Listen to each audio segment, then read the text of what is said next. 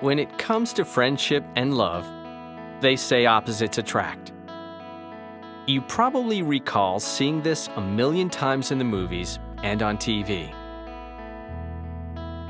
The good girl who keeps falling for the rebel. Or the sloppy guy who always seems to end up with the neat roommate.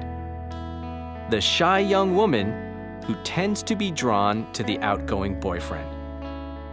Or the laid-back artist who prefers dating the type A businesswoman. It makes for good movies. But in real life, do opposites really enjoy being together? And even more important, do they really bring the best out in each other and make for harmonious friendships, relationships, and marriages? The answer is no. Or usually not, according to the experts. Sometimes opposites really do attract. Social scientists say that we sometimes admire people who complement us, who have skills or traits that we lack. Someone who can help us get through life more easily. But more often, in friendships and in love relationships, we look for someone who is just like us. We need to date people who share our values, our outlook on life, and our experiences.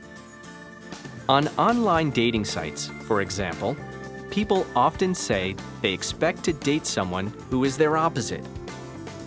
But studies show that the people they decide to go out with usually have personalities that are very similar to their own. But what if you begin dating someone and then realize they're really opposite from you? Should you give it up? Or can that relationship work? Social scientists might suggest rethinking that relationship, because all those differences that attracted you at first will likely cause you to clash and drift apart later on. But before you consider saying goodbye to your boyfriend or girlfriend, this may cheer you up. When it comes to opposites, there's a big difference between attitudes and personality.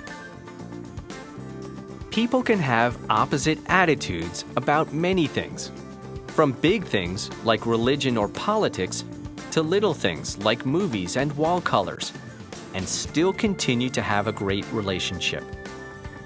But people who have opposite personalities? Well, that's a little more difficult because they're more likely to clash. It's much harder for opposite personalities to empathize with one another, to reconnect after arguments, and to handle all the little compromises that relationships require.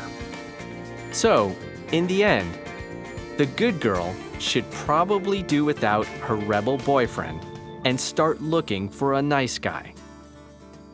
The laid-back artist should try to run into someone who shares his relaxed energy. And that shy young woman, she may want to be on the lookout for an equally shy young man.